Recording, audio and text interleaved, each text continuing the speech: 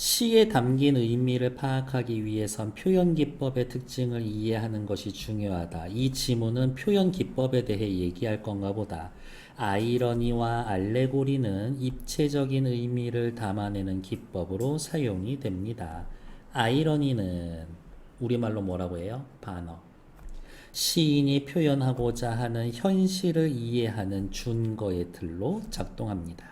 흔히 아이러니를 내용과 반대되는 의미를 전달할 때 사용하는 표현 정도로 이해하지만 그냥 아이러니 뭐예요? 반어요 라고 이해하지만 어떤 진술이 나온 상황으로 인해 발생하는 아이러니를 통해 상투적 세계를 새롭게 바라보는 시인의 시각을 담아내는 방법으로 사용되기도 합니다. 니들 눈에는 그렇게 보이지 내 눈에는 요렇게 보여. 반대로. 상황을 기반으로 한 아이러니는 외적 혹은 내적으로 대조되는 것들이 형성한 긴장이 이중적 맥락을 만들고 대조되는 것들이 형성한 긴장이 이중적 맥락을 만들고 열림과 닫힘처럼 서로 대조되는 속성으로 인해 발생되는 상호 모순성을 가진 대상이 형성하는 맥락에서 시인이 발견한 세계에 대한 진실을 보여주려고 합니다. 선생님, 그러면 이 반어를 여기에선 역설이라고 봐야 되지 않나요? 네, 역설의 개념이 포함되어 있다 이거야. 그러니까 이거는 지금 문학 이론 아이러니에 대해 설명하는 건데 반어가 아니라 역설에 대한 개념도 아이러니에 포함되어 있구나라고 눈치만 채면 됩니다. 여기서는. 다음, 즉 두 가지 대립되는 요소가 짝을 이룬 이항 대립에서 발생하는 모순 형용의 아이러니와 상식계의 세계와 어긋나는 상황을 기반으로 한 아이러니를 통해 그 모순을 통합시켜서 새로운 의미를 드러낸다. 그것이 새로운 시각이다. 이거 위로 올라가려고 만들어 놓은 건데 사실은 아래로 내려가는 게 진짜 목적이었어. 열어서 통과하는 게 목적인 게 문인데 아니야. 이 문이란 건 사실은 단절을 위해서 만들어진 거야. 이렇게 이야기한다라는 거지. 저 헛소리 하고 있네. 가 아니라 그걸 통해서 얘기하고 싶은 게 뭘까를 찾아내세요라고. 알레고리는 이제 아이러니 얘기했으니까 알레고리는 다른 것으로 말하기라는 뜻을 가진 알레고리아에서 유래했습니다. 다른 것으로 말하기. 뭐예요? 비유야, 비유. 비유 상징인데 비유 상징하고 또 꼭 같은 말은 아니야. 추상적인 관념을 인간이 아닌 다른 대상으로 구체화해서 드러내는 경우가 많은데 현실과 밀접하게 연관된 당대의 삶의 가치나 시대 정신을 주로 드러낸다는 특징이 있다. 추상적인 관념을 다른 대상으로 구체화합니다.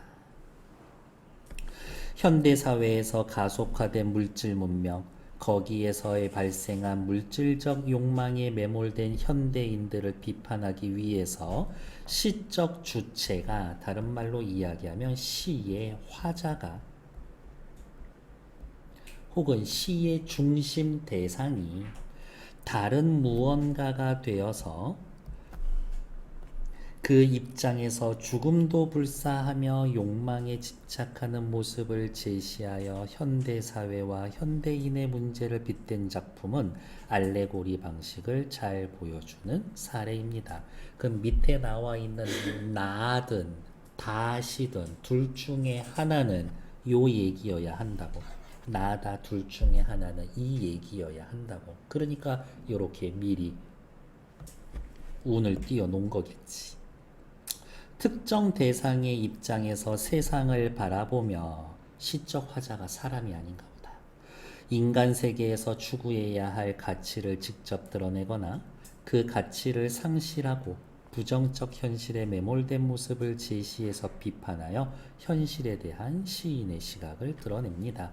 그러면 대충 느낌이 오지. 밑에 시 두 개잖아요. 하나는 아이러니와 관련된 거고 하나는 알레고리와 관련된 걸 텐데 당연히 순서대로 주지. 그 정도는 친절해. 자, 나시에서는 아이러니를, 다시에서는 알레고리를 찾으려고 하면은 되겠구나.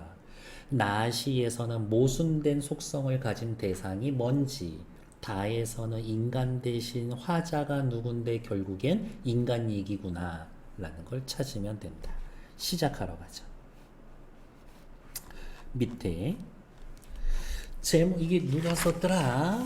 네, 오규원 씨의 문이라고 되어 있죠. 시작해 보도록 하겠습니다. 어느 집이나 문이 있다. 문이 핵심 소재겠죠. 어느 집이나 문이 있지. 그렇죠. 이거는 일반적인 생각입니다. 우리 집의 문 또한 그렇지만 어느 집의 문이나 문이 크다고 해서 반드시 잘 열리고 닫힌다라는 보장이 없듯이 문이 잘 열리고 닫히는 거는 문의 크기와는 상관이 없습니다. 그 이야기인 겁니다. 쓰지도 않을 거야. 문이 열리고 닫힌다는 거랑 문의 크기는 관계가 없어. 문은 열려 있다고 해서 언제나 열려 있지 않고, 이게 바로 아이러니지. 닫혀 있다고 해서 언제나 닫혀 있지 않다. 얘도 아이러니지. 열림과 닫힘에 대한 일반적인 통념을 뒤집고 있구나. 문에 대한 일반적 통념을 뒤집고 있구나. 시의 표현법으로 찾으면 대꾸 쓰여져 있고 1년, 2년, 3년 어느 집에나 문이 있지. 어느 집에 문이나 그러나 이런 식으로 어떻게 해요? 접속어 넣어서 시선을 좀 집중시키죠. 문이라고 해서 모두 닫히고 열리리라는 확증이 없듯이 어머 문이라고 모두 닫히고 열리는 확증은 없어. 문은 원래 열려야 되는 건데 문에 대한 일반적인 속성이 무너지고 있는 거죠. 균열을 되고 있어요. 이거 문에 대한 나의 생각을 바꿔야 되는 건가? 다음 페이지. 4연 문이라고 해서 반드시 열리기만 하고 또 닫히기만 하지는 않고 또 두드린다고 해서 열리는 거는 아니다. 오, 열리기도 하고 닫히기도 하지 않고 두드린다고 해서 열리지 않는다라고 해서 문이 무엇하는 열린다라고 하는 이 열림이라고 하는 개념의 변화가 가능하구나. 개념이 변화할 수가 있구나. 어느 집이나 문이 있다. 어느 집이나 문은 담이나 벽을 뚫고 들어가 담과 벽과는 다른 모양으로 자리를 잡는다. 아마 이 아저씨 머릿속에는 이런 느낌이었을 거예요. 담이 있어. 벽이 있지. 여기에 문이 떡하니 자리를 잡는 거라고. 이렇게. 그러니까 담벽과 문은 다릅니다. 이야기. 아직까지는 무엇이에요? 담벽하고 문은 달라. 이러한 이야기. 어머, 다시 일반적인 생각을 또 하고 있는 거네. 근데 밑에 또 6년 볼까요? 담이나 벽을 뚫고 가서 담이나 벽과 다른 모양으로 자리 잡기는 했지만 어머, 담이나 벽이 되지 말라는 법이나 앞에 말이 빠져 있죠. 앞에 말이 빠져 있지. 문이 담이나 벽이 되지 말라는 법이나 담이나 벽보다 더 튼튼한 문이 되지 말라는 법은 없다. 어머, 문은 무엇보다 담이나 벽보다 더 튼튼할 수 있다. 라는 인식. 괜찮나요? 이거를 나에 나타나는 인간 세계에 대한 걸로 이야기를 한다면 소통과 단절이라는 건 정말 한 끗 차이고 어쩌면 같은 걸 수도 있겠구나. 뭐 요 정도도 생각해 보려면 볼 수 있겠지. 다음 밑에 볼게요. 김기택의 쥐예요. 우리는 아까 앞에 가를 읽었기 때문에 이미 압니다. 이 쥐 현대인이겠구나. 쥐가 이 시의 화자이거나 혹은 중심 인물이겠구나. 쥐를 통해서 쥐가 하는 짓은 결국엔 현대인이 하는 짓이고 현대인을 비판하는 거겠구나 라고 생각하면 된다고. 본문으로 돌아오자. 구멍이의 어둠 속에 정적인 숨죽임 뒤에 불안은 두근거리고 있다. 이 불안의 주체는 누구예요? 쥐지. 쥐는 두근거리고 있습니다. 어디에서? 구멍의 어둠 속에 정적의 숨죽임 뒤에서. 사람이나 고양이의 잠을 깨울 가볍고 요란한 소리들은 깡통 속에, 양동이 속에, 대야 속에 항상 숨어 있다. 깡통, 양동이, 대야 잘못 건드려서 가볍고 요란한 소리를 내면 사람이나 고양이의 잠을 깨울 거고 그러면 쥐는 위험해지겠지. 니은은 쥐를 위험하게 만드는 소리들이겠네. 어둠은 편안하고 안전하지만 굶주림이 있는 곳, 어둠이 갖추고 있는 두 가지 측면. 쥐에게 편안하고 안전하지만 사실은 굶주려 있어. 그러니까 어떻게? 어둠에서 일단 가끔은 나와야 돼. 몽둥이와 덫이 있는 대낮을 지나서 어둠은 편안하고 안전하지만 쥐에게 있어서 대낮은 위험해. 대조되는 시어 사용되어 있죠. 번뜩이는 눈과 의심 많은 귀를 지나서 굶주린 위장을 끌어당기는 냄새를 향하여 이 냄새를 향하여 걸음은 공기를 밟듯이 나아간다. 쥐가 있고 어디선가 맛있는 냄새가 나면 쥐는 그 냄새를 향해서 달려갑니다. 이 냄새는 뭐예요? 쥐를 유혹하는 존재이기도 하면서 쥐를 유혹하는 존재이기도 하면서 쥐는 저 음식이 너무 먹고 싶지. 쥐에게 있어서 욕망의 대상이 될 수 있겠죠. 꾸역꾸역 굶주림 속으로 들어오는 비누 조각. 비누 봉지 향기로운 쥐약이 붙어있는 밥알들. 먹으면 죽는 거야. 거품을 물고 떨며 죽을 때까지 그칠 줄 모르는 영탄법. 황홀하고 불안한 식욕. 황홀하면서 불안하다. 일단 역설적 표현이 사용되어 있고요. 왜 황홀하다고 했을까? 너무 줄인 위장을 끌어당기는 냄새가 나니까 황홀하지. 왜 불안합니까? 거품 물고 죽을 때 죽일 수도 있으니까. 인간의 쥐의 식욕.